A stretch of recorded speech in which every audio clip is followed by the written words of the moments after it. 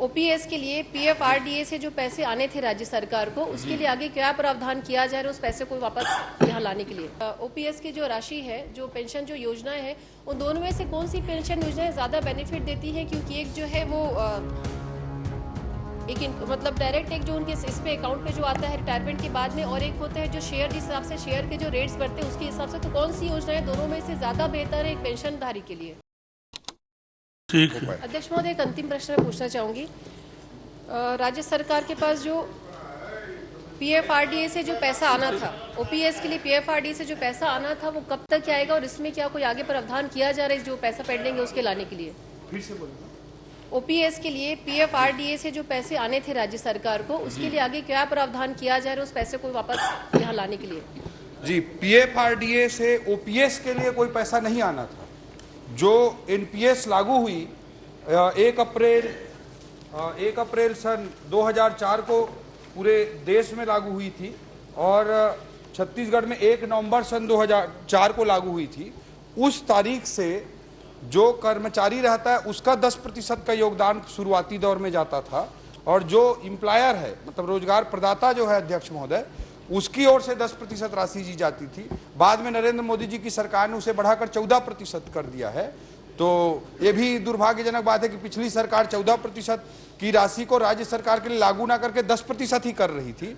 तो ये एम्प्लॉयर का कंट्रीब्यूशन 10% और एम्प्लॉय का कंट्रीब्यूशन 10%, ये दोनों पीएफआरडीए में के माध्यम से एनएसडीएल में, नेशनल सिक्योरिटी डिपॉजिट लिमिटेड में जमा होता जाता है। चौधरी जी, मेरा आग्रह है जी ओल्ड पेंशन स्कीम और न्यू पेंशन स्कीम, इस दोनों के बारे में विधायक गणों को एक नोट भिजवा दें तो सबको समझ में आ जाएगा, क्योंकि अभी ये सब कंफ्यूज्ड हैं, प्रश्न कर रहे हैं। तो आप थोड़ा से नोट भिजवा देंगे सभी को तो क्लियर हो जाएगा। अध्यक्ष जी, इसमें एक मैंने बोल दिया ना, एक मिनट सबके लिए बोल दिया, एक मिनट सबके लिए बोल दिया भाई। अध्यक्ष महोदय, इसमें एक छोटा सा सवाल और पूछना सवाल चाहूंगी। 3 हो गए, बहुत हो दोनों गए। जो राशि है एनपीएस की हो चाहे हमारी ओपीएस की जो राशि है, जो पेंशन जो योजनाएं है, उन दोनों में से कौन सी पेंशन योजनाएं ज्यादा बेनिफिट देती है? क्योंकि एक जो है वो मतलब डायरेक्ट एक जो उनके इस पे अकाउंट पे जो आता है रिटायरमेंट के बाद में, और एक होता है जो शेयर, जिस हिसाब से शेयर के जो रेट्स बढ़ते हैं उसके हिसाब से, तो कौन सी योजनाएं दोनों में से ज्यादा बेहतर है एक पेंशनधारी के लिए? जी, एक्चुअली इसको समझना एम्प्लॉई के लिए भी और हमारे माननीय सदस्यों की दृष्टि से भी बहुत जरूरी है।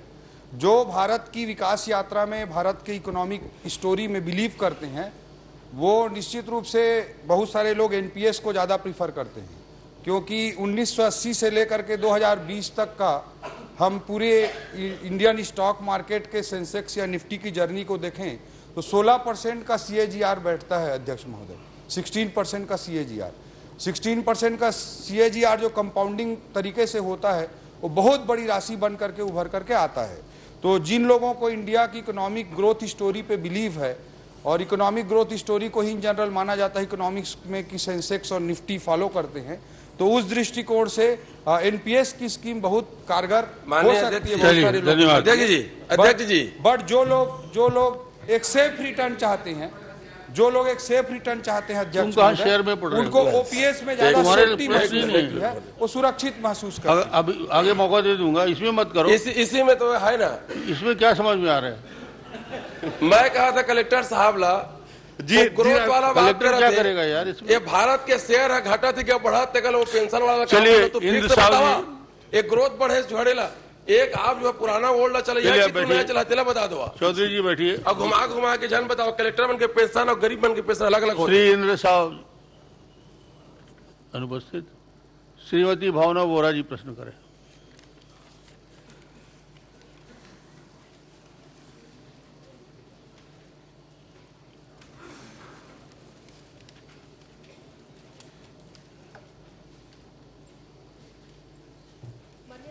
मेरा प्रश्न ये है,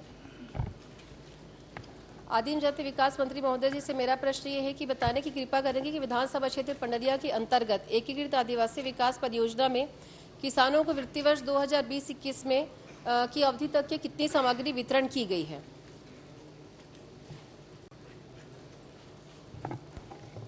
अध्यक्ष महोदय, इसमें अगर आप परिशिष्ट देखें तो इसमें सभी लगा दिया गया है। जी। उसमें आप इसमें- एक बार देख लीजिए। इसमें सवाल ये है अध्यक्ष महोदय कि जो 3 साल का जो समय है 2020-21 से लेकर के अभी तक का जो समय है, अगर उसमें वितरण की बात करते हैं तो सिर्फ 18 बंडल जो पाइप्स हैं उसका वितरण हुआ है।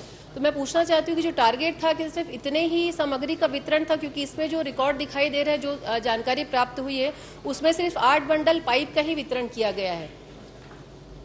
इसकी जानकारी देंगे कृपया। का टारगेट हमारा इतना ही था या हमने टारगेट अचीव नहीं किया है, या बजट का जो प्रावधान था उसमें किस तरीके से था, या फिर इसके प्रचार प्रसार नहीं हो पाया कि सामग्री सिर्फ 8 बंडल ही 3 सालों में वितरण हुई है।